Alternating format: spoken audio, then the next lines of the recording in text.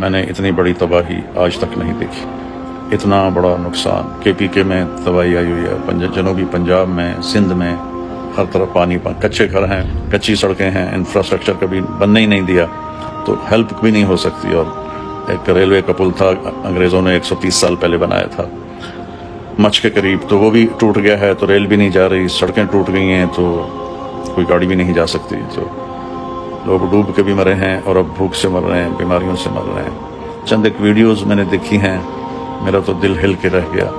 ہمیں اپنے اللہ کی بارگاہ میں توبہ کرنی چاہیے۔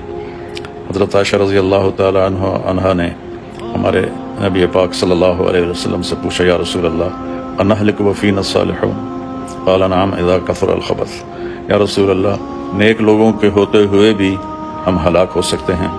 تو آپ نے فرمایا، عائشہ جب گناہوں کی کثرت ہو جائے گی تو پھر نیک بھی ہوں گے تو ہلاکت آئے گی۔ تو میرا ملک ہر قسم کا گناہ پورے ملک میں ہو رہا ہے۔